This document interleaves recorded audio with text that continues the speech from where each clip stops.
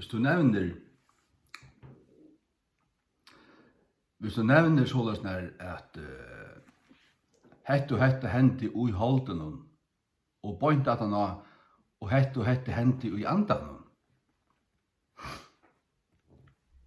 så setter du til opp møte hver nøren, og åra du da lyka, sier du til at Jesus løy deian ui holdenum, men var livandgjørdur ui andanum.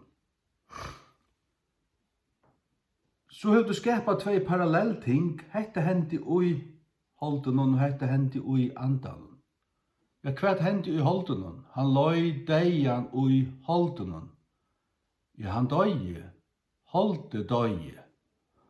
Og ta røys opp, men var livandgjørdur ui andanum. Sars du, han som dår å hugsa, og som hugsar, og han som leser det som stendur, han skiler til holde døye og andre røys. Og tar som lærer falslærerne, JDS, Jesus døye andalega, tar høyta det ur slikon satanisk Bibelen som Bibelen kja Jakob Dahl og Victor Danielsen. Sjalt tar som brukar King James av gamle vana, tar ikke ratter King James tryggvande. Til at tar sier mer dama best King James. Til at tar kjenne åraljau, tar du å sitere til at du har hørt alt sitt liv. Men tar ratta hana, tar trygg ikke å hana. Tar sier, det griska sier i verløkan, det griska sier i verløkan, det griska sier i verløkan, det kan du nytta ikke til nekka som helst. Fader sånn av Bibelen som du trorst. Men som vi sier, Victor sa Bibel og Dahl sa Bibel sier 4 Peter 3:8 at Jesus løy deian ui holdenum og var livande gjørdur ui andanum. Luttluna. Hva merker det? Det merker rønt faktisk det skulle feisa til babsa drumpar og klottar som skriver til moin og røyna til røyna forsværa det.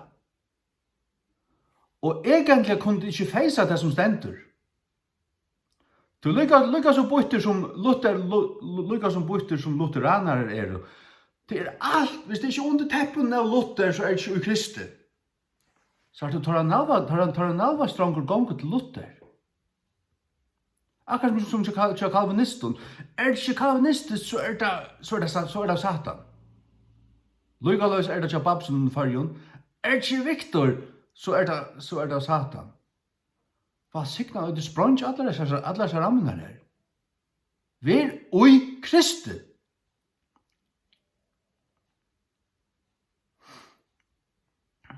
Ein nøytestamentlig bibelio tryggvande.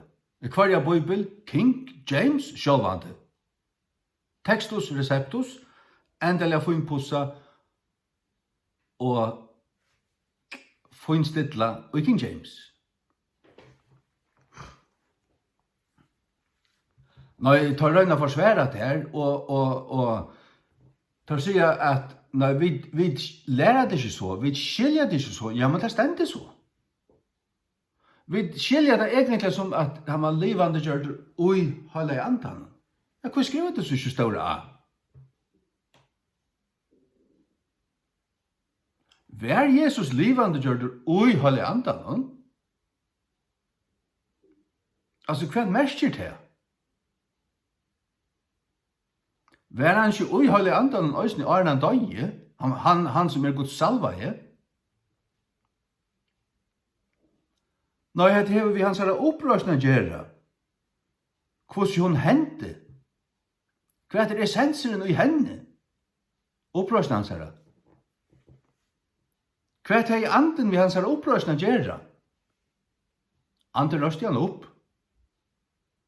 Ja, hvordan var han så røster opp? Ja, så var det vi andan, eller jøkken andan, eller av andan. Det er bare at har trodde møllegane som er overhøver gaut herkjelir. Resten er falslæra.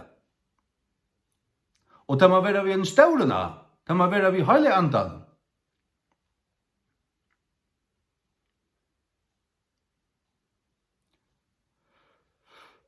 det lite så är det Jesu egna ande, hans människoslig ande, hans livsande. Så det har han livsande som människosoner.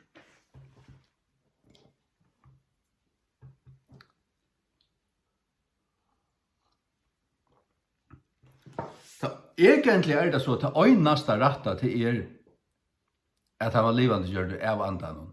Du kanst forsvära vi andan, så det färgen som vi andan gör det. Men så anden ett ampo. Det jökn andan så det färgen som jökn sin anda gör det här. Så anden är bara en kanal som du gör det också jöknen. Men det kan forsväras till inte helt ut av lägeringt, men oj andan gnosticisma.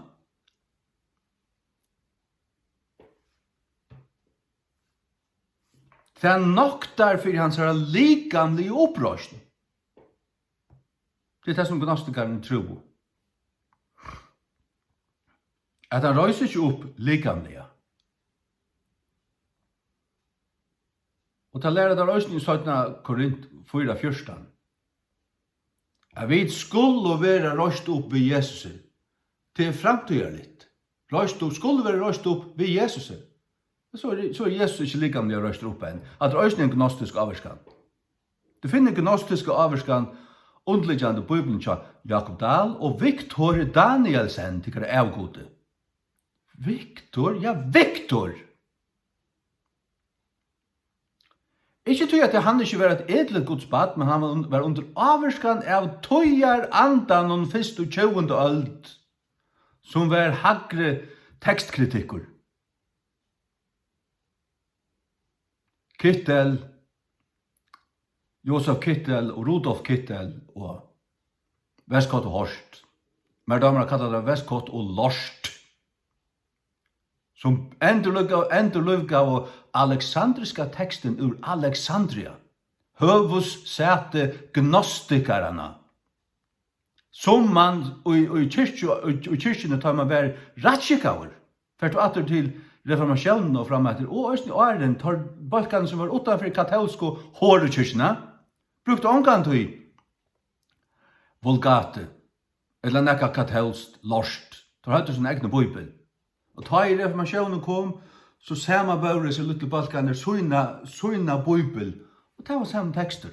Og det var alltid vært utanfor det som katolska kyrkjan og Alexandria har framløyt. Til bibelen.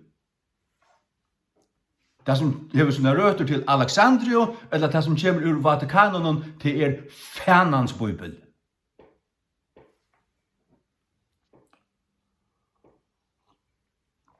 Det vil si at det ikke en versjon av Guds bibel. Nei, det djevelen som hever pervertera Guds ord. Det ikke Guds ord. Det ikke Guds ord. En perversion av Guds ord ikke Guds ord. Ja, så det, så kan man säga som så här att det lär ankra sannlökar som relaterar till det sånna biblarna. Till att djävulen är inte något att pervertera det. Till särliga avvisa böcker i Nya testamentet som särliga gnostiskt avskajar. Hvis man brukar Alexanders handrit till Johannes evangelium, Petrusbrövene, Johannesbrövene, men och kanske Korintbröven, det var inte. Men jag tror för det så här. Störst gnostiskt avskaj.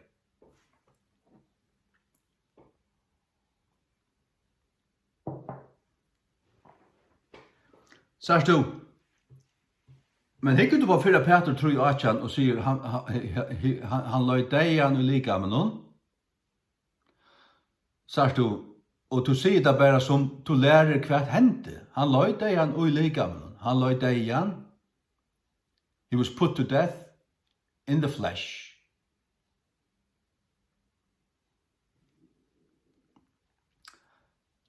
Och så hur han röjs upp. Hur röjs han upp? But quickened by the Spirit. Och det här rätt? Spyr Bibeln alla. Spyr evangelien. Spyr Matteus 24 och Lukas. Här som och Markus. Här som Mark 15, 16, Lukas 3, 24. Fær leser, hvordan det hender? Ja, det hender visselig så. Han røys opp likamlig. Han døg likamlig. Og hele anden røys han opp. Rom 8, 11. Hele anden røys Jesus opp. Matteus 3, 26, han sier at han skulle være røster. Jesus sier det selv. Skulle være røster av 3 deg. Han røys ikke bare. Det var ikke lagt, det var ikke bare så å hente. Nei, en agenter kom og røyste han opp, hele anden. Og han røyste ikke opp i anden. Jeg vet ikke hvordan bytter du kanskje du bytter. Åpenbart du nek øyla blinda i av kvarjon. Jeg sier til dere bytter, jeg helt ærlig råkende ikke bytter. Tid som kunne forsvære det her, det bytter. Og til krampaktig, til forsvære liggen, altså, man ærlig og kan søtja fakta i egene, så må man innsøtja at det hadde dundrande falslæra. At Jesus røys opp i andan. At det gnostisk falslæra. Hadde falslæran tja JDS falslæran, Heiken, Copeland, og til patchen her.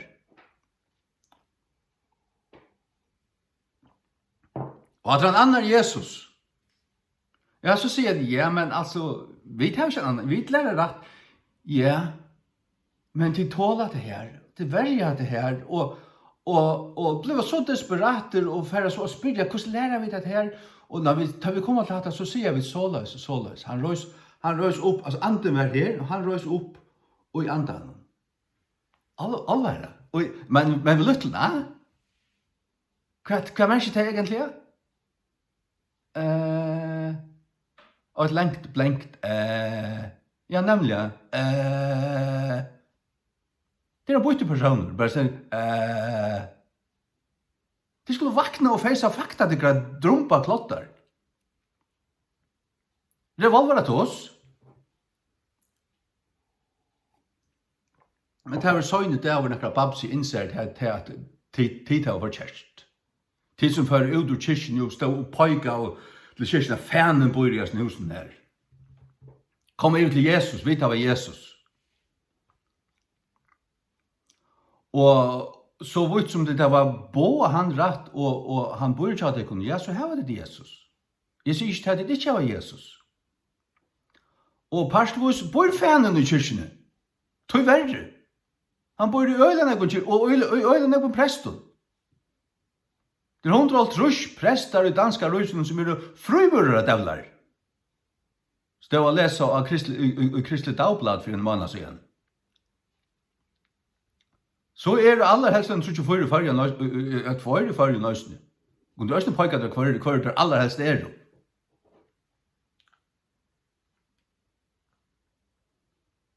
Den neste som bispor for den aller helst en frumurra devil, som kommer å føre kyrkene helt ut i LGBT-lort. LGBT-lort. Stenga kyrkene opp i revna fanen. Ja, det måste ske ju att det så gjort och så anstittligt så sataniskt att han må akkurat säga. Dåligt att höra det här, så är det ding-dong. Ja, men folk är det ding-dong. Det är ju vitterliga ding-dong i det. Det är helt att man är under för att standa liknande kraftiga mot och bara choppa när ni och kalla det som det är. Så ständigt du inte väl planta av rött och megale. Du vill forsværa bæge, alt for friskilt. Alt for friskilt. Forsværa fænaskap for friskilt. Ongar respekt for det her. Null respekt.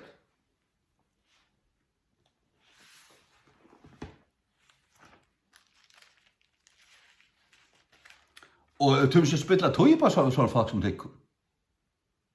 Jeg får deg en heim til morgen. Som om jeg ville haft en heim til morgen.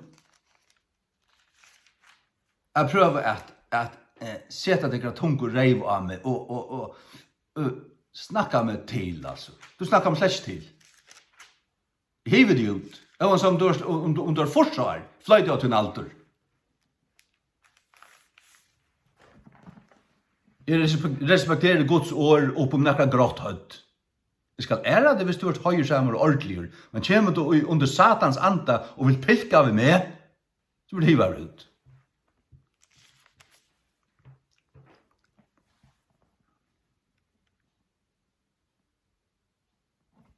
Så blir det vitterlig har brukt det av satan. God sendte han fra en profet, han skulle fære her, han skulle ikke ete, han skulle vende atter en annan vei enn han var kommet. Så var han en gammal profeter, og han hørte hva var hent, og hva var det som drøy han? Var det ikke øvensjuka? Han sendte sinner, ferdig, for han hang til moin, og så tar han kommet inn, så sier han, ja, en angel godt sier vi med, og nått, at ja, er i øyne profet, lukka som til. Da er han smulst, og det er så blutt, babs anlid. Lukka som til. Jeg lukka som til, det var slett ikke. Han slett ikke lukka som han. Det er slett ikke lykkes med. Hadde det bare lengt vekk.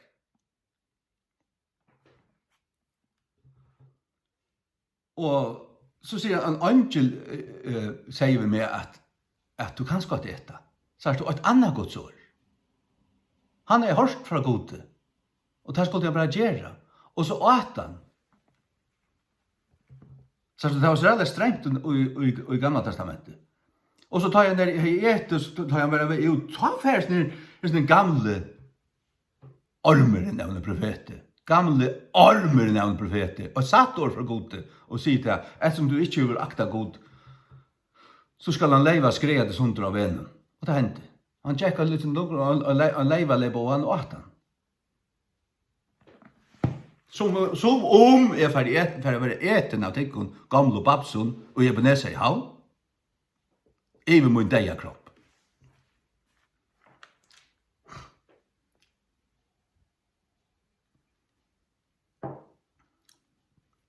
Så at og så er det armar og klottar som hitja og lusta og fylgja vi og helt fra til man byrja i 2008 og 2009 fikk en heima så byrja skriva, så skriva der inn og spela som om at her er og samme bana som er.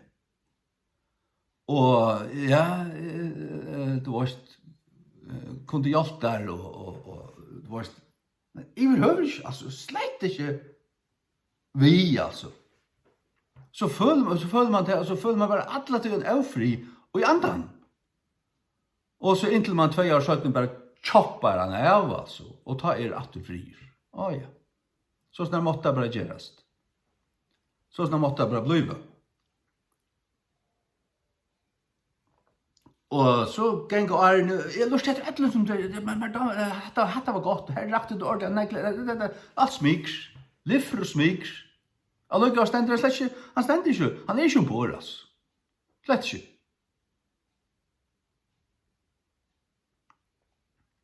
Og tar man så ordentlig hever stundet så det stakk i skipen til Victor. Så det stakk så et sannlagsår, så ikke geng ikke morgen 4-5 timer, så hever han skriva. Og rønner for svær,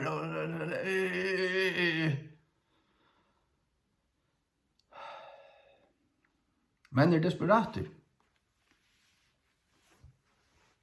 Jesus løy deian og likamon og var livande gjør av andan. Alt annet er gnostisisme. Hva må jeg si, altså? At det heter gnostisisme.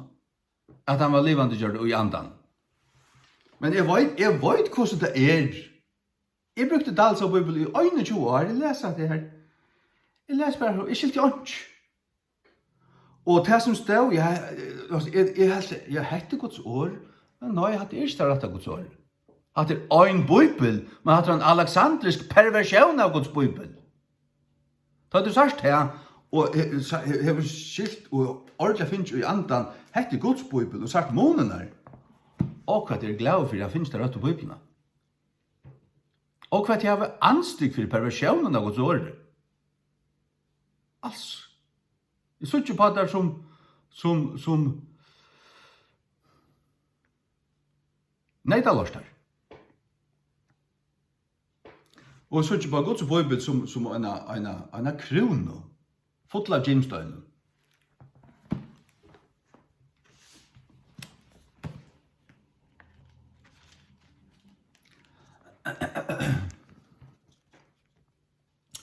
Guds krona, 6 støyner og her, 5 tintar, mitt i førska flaggene, mitt av en skjöldre, en troar skjöldre. Halleluja. Hatt det som stand vi, hatt det som verger. Altså, jeg anser, og du vil slett ikke dømt, det bara tar upp det. Men tar man så ver domtor vad det så är det så men så det att en ser eller så jag blir domtor är väl den är fallet som inte ser något som helst. Alltså det är släcka snacka vi. Eller bara höra vad det du ser, vad det du skilt nacka. Och så hör jag ja, häsna fängat det. Häsna fäng så blir mot hjärta högt. Ordentlig høyt. Og jeg spør slett ikke, altså, du har dama der med. Nå, altså, aller helst, har onkel lust av nek vet du mer, så det nek som det ikke dama med mer. Ta i mun menneskeslige suja ganske sast. Mot kjøtt. Jo kjøtt. Mot kjøtt ikke dette enn. Og hvor god du kallar meg, det vet jeg ikke. Hvor kallar jeg god Luther? Ja, Luther fullkommen. Men han kallar det god, det tar han så sannelig. Men han fullkommen med vår. Nei, du må bare søtja bort fra hans kjøtt, og søtja, her brukte godan, her brukte godan, her brukte godan. Ja, men det akkurat som det sammen med Peter. Vi får god av apostlene, så var så.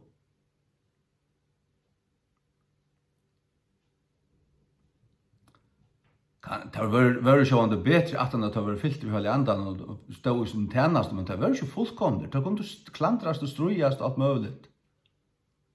Og Paulus sier til at han måtte kua sitt kjøtt, for at ikke han som predika for øren skulle være en bortvisingur.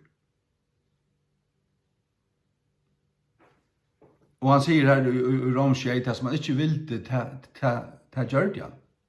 Men så kommer han ut i kapittel 8 og sier at løsningen er geng etter andan, ikke at kjøtt noe. Og det måtte ta i løsene. Og måtte apostlene syndene kan ta i. Spyr på ut. Sjå han gjør det her. Den øyneste som var syndafri er Jesus Kristus. Paulus var ikke syndafri, heller ikke midt i sin tjeneste. Han kvann det må gjøre et eller annet for gode. Selv om han var 95% syndafri, det var det ikke, om man kan si så. Jeg har alltid bort å snakke om det her. Men man skal gjøre seg halvveis til Guds og hans tjeneste. Og det er det jeg gjør.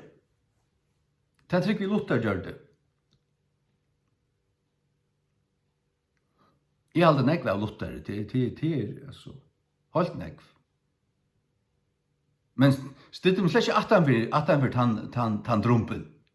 Ja, en drumpur, ja, en drumpur. Jeg finner ikke nekka hagri enn Luther, jeg finner ikke Guds egnu bøk. Og jeg har en middelgang om han, og middel meg og Guds, det er Jesus Kristus. 4 Timotheus 2:5. Jeg får bånd til Jesus, anga middelmann middel meg og Jesus. Og han løy middel fægeren.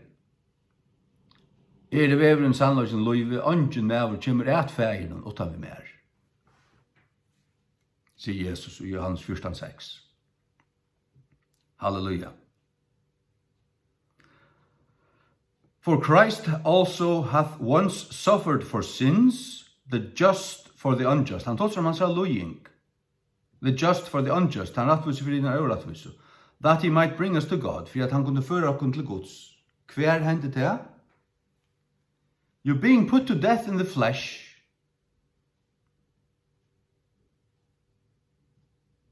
Han var dripen, han var tidsen av løyve i kjøtene. Han døye, og så gav han upp andan.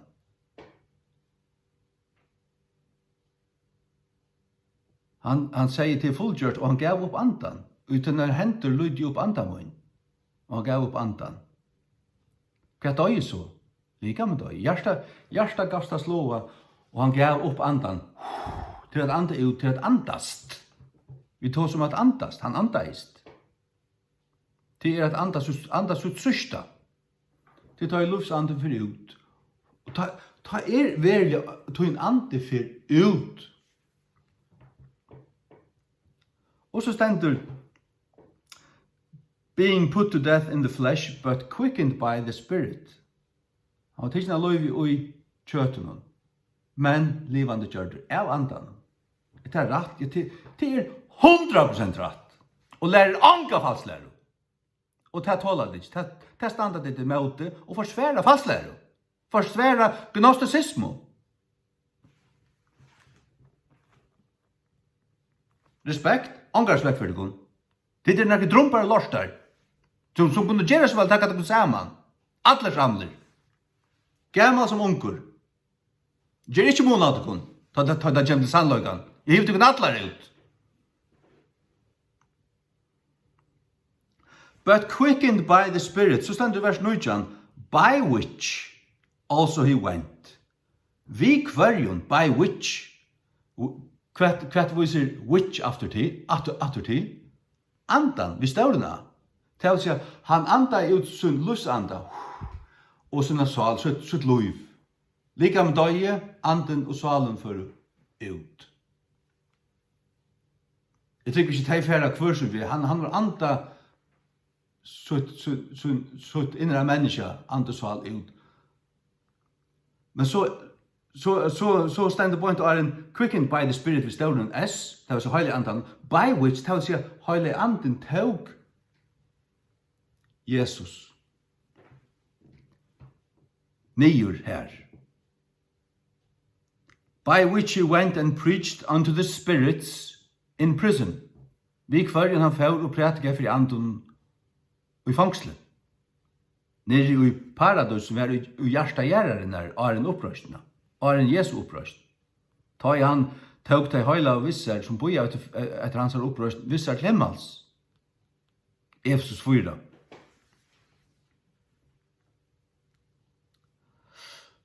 Så hatt er simpelthen sannløgjen, og hatt er sannløgjen om nekka så innelige som Jesu Krist, hvordan døy, hvordan døy, og hvordan røys opp, hva røys opp. Og til å bagatellisere der, og vil jeg si at det mest egentlig nekka annet enn det som stender ut av Bibelen. Da er man desperater. Jeg kan halda en Bibel opp og si at det som stender i min Bibel er sannløgjen, og det er det som jeg prater ikke, og det er det som jeg sier. Det er måneder. Hitt kallar man Jesuitical double talk.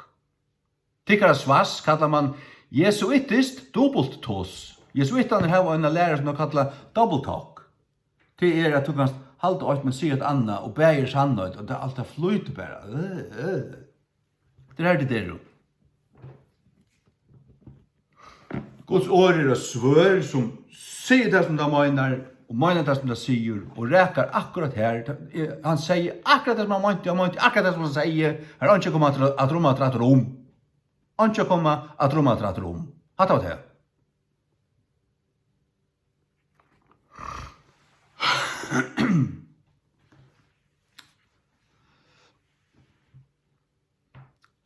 Men jeg heter ikke baptistene her. Jeg høver ikke. Men jeg har anstikt for tykkere babsa-bibel. Og nå er det verdt av papiren på den dagen.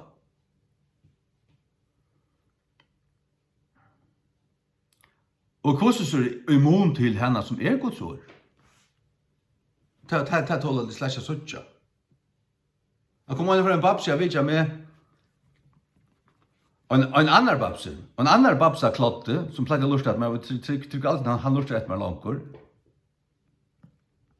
Han har hørt akkurat som sagt om, hans omgangskrets sa til at skulle være 100% svekker. Det sier vi, nei, det er rent Faktisk, alls ikke. Og du kjent mig øyne, hvis du var lave, det slett ikke er det. Så han heldur, altså, djevast at iverhøvst, hvis man kan stå, hvis folk heldur det, så må heldur. Og så kom han av vidja, og han måtte lukka prika og sia, ja, utuverlig Bibelen stendur. Og ta man ikke til Victorsa Bibel. Utuverlig Bibelen stendur. Du vil lukka prika med sånt sammen i øren. Så her kom hans sanne personer fram. Hans sanne personer, ok. Hatta glömmer jag aldrig. Jag är glad för att Loxens har funnit det att du är släkt en King James bibliotekant. Du är bara en annan babsa kloner. Det är nekver babsa kloner. Det är oärligt. Det vet inte vad det är. Det svimmer och cyklar mittel allt. Og tar det ikke løse som er, så får det ivratter. Men spela, så ganger han tog, så kommer det datter, og spela som om, og så, jeg halde for gauttrykken, jeg har vært trykva til at det nekkan du konto blive i ordan. Og i ordan, hos ta, altså røyelir, ærlir, bare simpelt hen, det som er, ja, vær så det. Det ikke rønt og grått, ja, det går.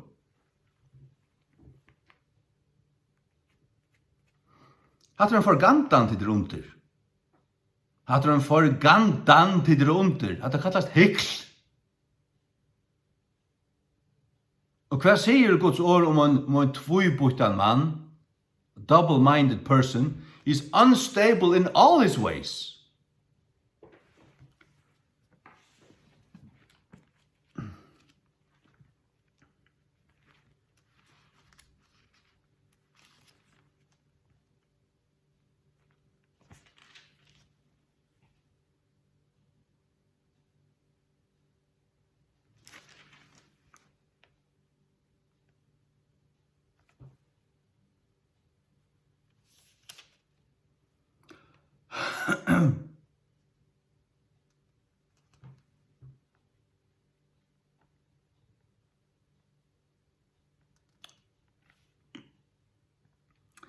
At Jakob trøy om tungene.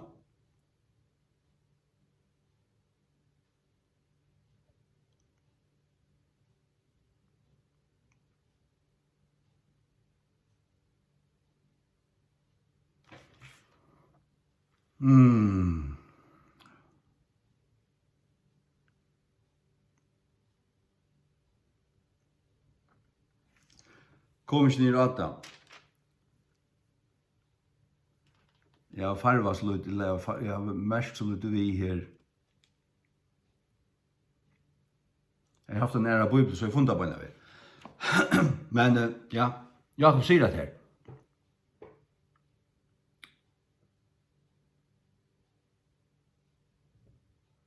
Sars du, hvis du hikker på et ting, og så kvært sannløgjen, finn ut av du, og hev du nekka vit, så hev du vit til å finne ut av du, og sars du da, og du ikke flyter det, så hev du ikke et høyt problem, som ekvile klok i høytene, men har et støynt et, lemme, perverst hjärsta. Det større klotter enn nekker andre.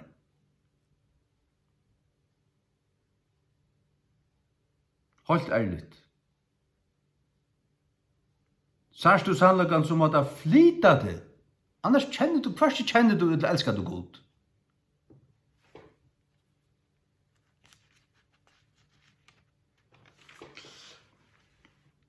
Og de aller fleste så dum at de halter bare til at det bare en annen bøybel. Ok, så har vi bare en annan flavør. Sannlagan blir føytare. Sannlagen blir brøyere, og en annen nuanse av sannlagen, og det passer i høver ikke. Til tver bøyblir, den alexandriska og den antiokiska. Den antiokiska og byzantiska og valdensiska. Det er Guds bøybel, til øyn bøybel. Det er Guds bøybel, den alexandriska, vatikanska, og vestkatolortiska, og nessoliska, Og OBS-iska, til alt, og til et annet tre. Ikke livsens tre. Det er forbanna tre. Bibelen av Dal og Victor er tvær grøyner av en forbanna om trei. Det er grøyner av en vøkstre som byrja i halt i fyrst og er og alt, som er en perversjon av Guds åre. Er ikke Guds åre. Ja, men akkur vers og akkur ting, du har nok av sannløkene til, ok, til å vite og til, men du har ikke Guds røyne og rødt og bibel i hånd.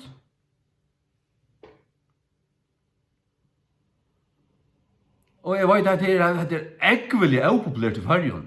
40% kyrkjefolk og det som alt her, heimasjon og alt her, kyrkjelig misjonsfellet, og hitt er pinsar og babsar.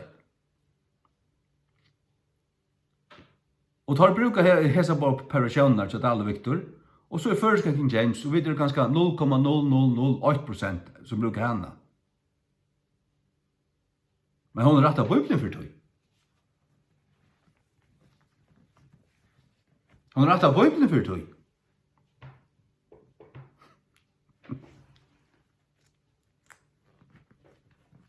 Må Herren god smörja salve og at hun i eio. Og nå blir jeg ikke for den babsen som jeg akkurat nå har i avdukka. De 3-4 babsen som jeg har i avdukka. Nei, jeg satser på avkom til dekkon. Avkom til dekkon. Det er det som jeg har sett, det er god arbeid vi de unge, som er mellom 18 og 30 år, som er skuffa jeg dekkon. Det har sett nokka til reklamnaskapet. De kjenner nekka som er autentisk fra tog som er nottpotajadne. De kjenner god fra nottpotajadne. Nottpotajadne. Bibelen av Dal og Victor er nottpotajadne. Det kan du bruka til å skuitu i. Ivismurst nottpotajadne. Du benkar det løysen som nottpotajadne innanfyrir. Glömde omgang til jeg var 11 år i skjedd bo i Hetlandet, så vann jeg en medalje, og jeg kom hjem hos til pappan, han slette seg, at det her hadde jeg spurt nåt på det, ja. Jeg spurte mamma, hva det mer, eller hoksa jeg, og sånn der, hva merket jeg? Nåt på, jeg smurt nåt på det, ja. Så pussa jeg det sin tur, jeg stolt der pussa jeg det, og det brakte litt, knapt så var det, og jeg stod grått innanfyrir. Det var ikke ekta sølv.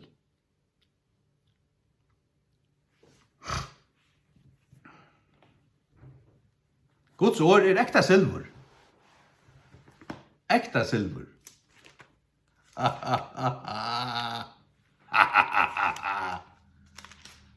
Alltså så så dummer ut kjør. Du bestands verker. Og skal fært du bare vekk og kom omkant etter.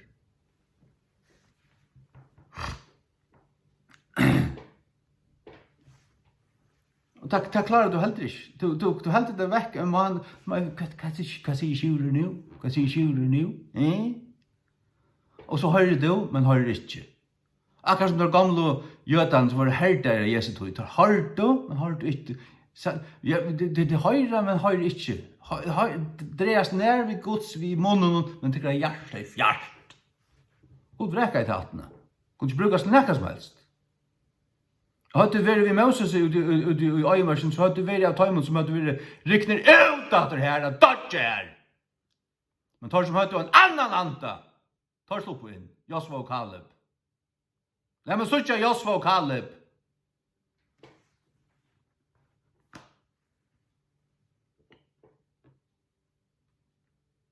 Pjøst er råpa så, åpenbart, ja.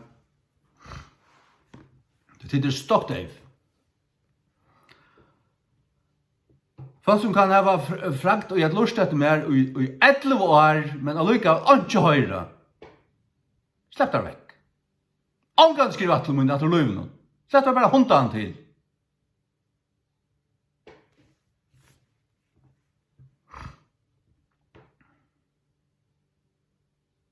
Salmer 12, 6-6. The words of the Lord are pure words. Pure, ikke clean, pure.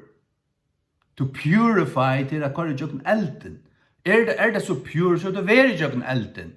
Så det rønt. Så det ikke nått på at jeg innan. Du vet ikke pussa det, og heller, hei, en bøybel, ja, la meg hitja. Så pussa det sin til, det er gnostisisma. Her speiler, her speiler, her speiler, her en feiler, og her feiler, her feiler, her feiler. Og ta patche kommer og hikker på godle, og du er ikke og hatar godle og vil alltid fylla det vi ligger om at godle som er feil til. Det er ikke sier det samme som tørra bøybel. Sannleggen er tvær øvetur, og det måste bare finne det av. Og da du har funnet det av og varsta, så perlar alt det av. Alt det her, som folk, jeg tror ikke bruker tøye på det. Jeg bruker ikke tøye på Josva og Kaleb. Hittil at jeg dodger i øyemørsene. Disse gamle babsene som jeg har hukket på meg i 11 år, tar kunne pille av at ut i øyemørsene og dodge her. Først ikke mer et eller minne. Hikk så angat et mer løvene. Atter.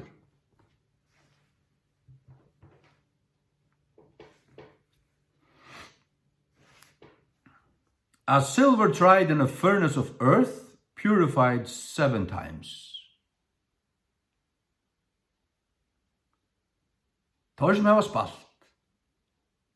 Og løy til fyrir mer, og under 2 år her å byrja vi, at tar var og King James, ja. Vi er lykka som to. Kom han drønande ut og innan gulv av vidja, vi tar hårsta, la meg sutja og spennande, og klemma det og klappa der og så allukka så var det slett ikke her. I rørish.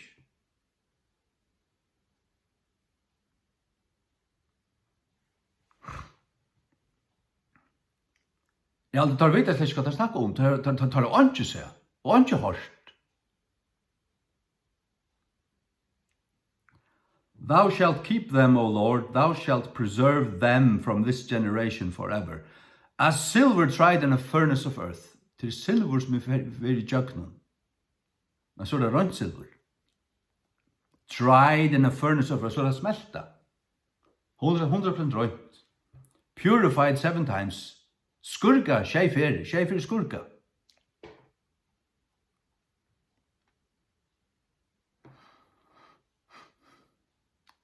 Ja. Og vi har det her.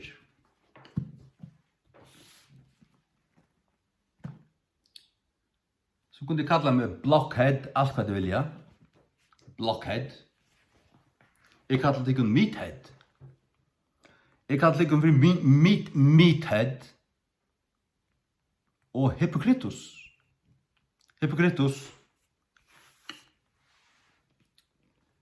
Så at, ja, kallar meg hva de vilja, eller skjuta. Men det som skal standa til bautjen.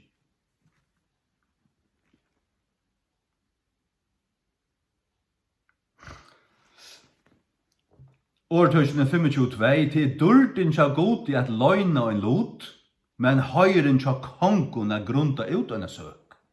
Til dulten tja god i at løgna en lot, men høyren tja kongen, er det en konkur, er grunda ut en søk.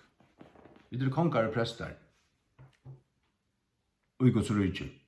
Høyren tja kongen er grunda ut en søk. God løgna det. Men han sitter og slør, det som er dyra bare, det skal slør over iver. Men to ui gode og innskjer at sånne ting ui gode, og først at grunda det ut, så vil god oppenbæra det. Så vil god oppenbæra det da. Og så tar du funnet igjen at det gjøres ikke vi perlen jo, så selger du alt, og kjøper det gjøres ikke, for du kan øye perlene som er griven ut i gjøres ikke. Du selger alt for det perlene. Og det verst, ja, det er først å suttje, det det verst. Løy vi ganger, 20 år, Altså, jeg har ikke mer vent meg så 20 år færre. Først King James, Nya testamentet. Den grønne bøkken her. Kom ut i 2012, 11 år siden. Eller ta kom containeren til førje. Hun begynte å komme i 2011, 12 år siden. Jeg er små vent meg. Så til har vi bare sitte. Alle mine fritid og spurt og pussa. Spurt og pussa. Kvært? Silveret? Og et vers, det verset her, når det så leser man, og her var det akkurat, gjør det bedre. Lukas,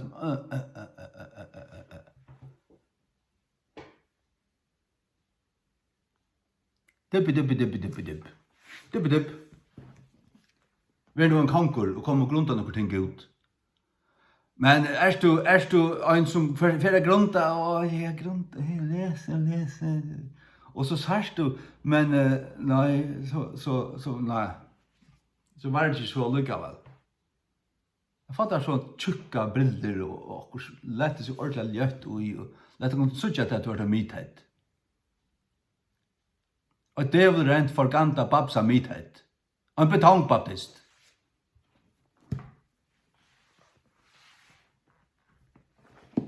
Nu spottet det akkurat. Ja, så vet jeg det der hva det er. Jesus spottet det knøysen. Merkelig at det som for 100 år siden byrja i sannløk og kraft og anda, så gjengen 100 år, så er det bare støynrunde. Kan ikke brukes til nækka som helst.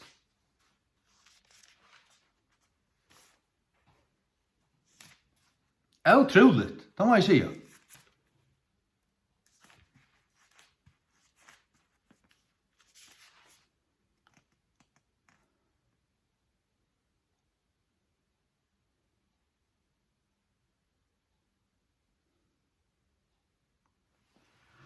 Matteus 15.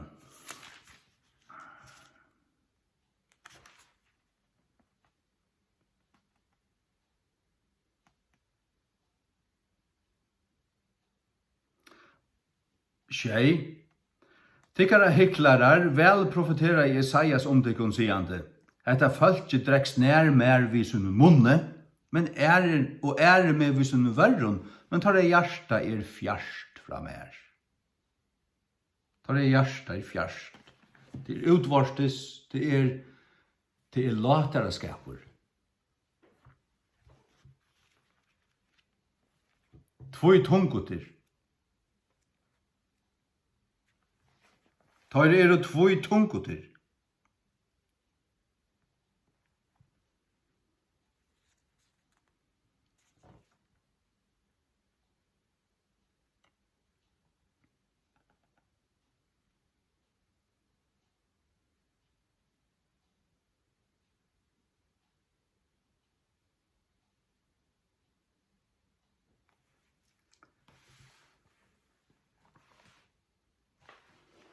Boja meg.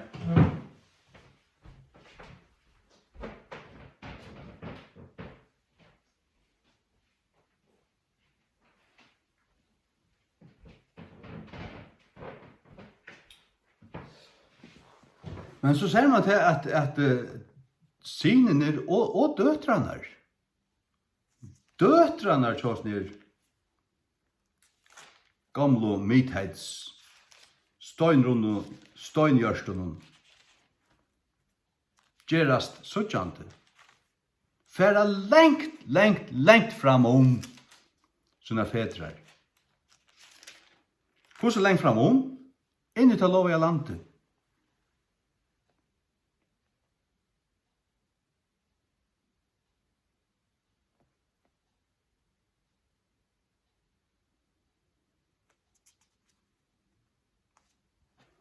Det er Jakob 8:8. Da jeg åpner mine gamle King James, så finner jeg det bøyna vei. Henne som kjøpte i 2006 fra Geil Riplinger. Geil Riplinger, hva er det?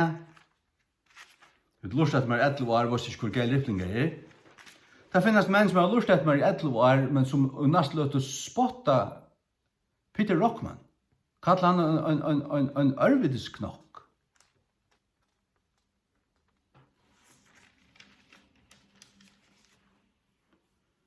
Etter mun tykkje han einaste mævren som verdig å kallast doktor. Han fullt av bøkstaven at han for navnet seg en iviklok mæver. Men som brukte allan sin lærdom vi en livande hjärsta. Det var hjärsta som rådde, og det var Guds ande som rådde, det var sannløyden som rådde. Han pumpade sig ikke opp. Han ble satt på som en kallaver en skrelleplåshunter. Junkyard dog. Og jeg folkelig og nærlig en rævelig mæver. Ikke for okken som stand i sannløyden. Vi elsker han. Jeg elsker jeg så ikke han flanja av hekl og fals og likne av og kalla det vi som rätta navnet og nevna navnet av dem som førte det fram. Det elsker jeg.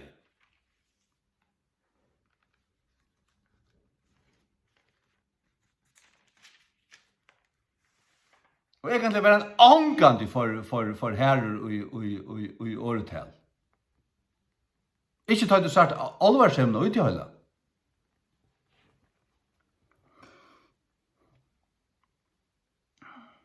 Jakob 8:8. Ein tvoisintur mævur avstøvur og i öllun sunnum vevun. Ein tvoisintur mævur avstøvur. Avstøvur. Gongur ikke fast og bønt og... Du måste vita hva du skal genka.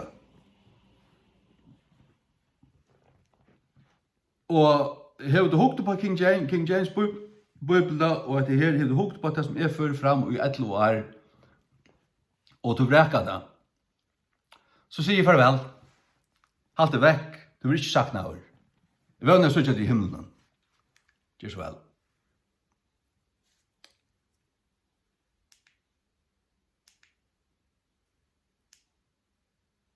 Kanskje. Nå, det er kanskje mer. Ok.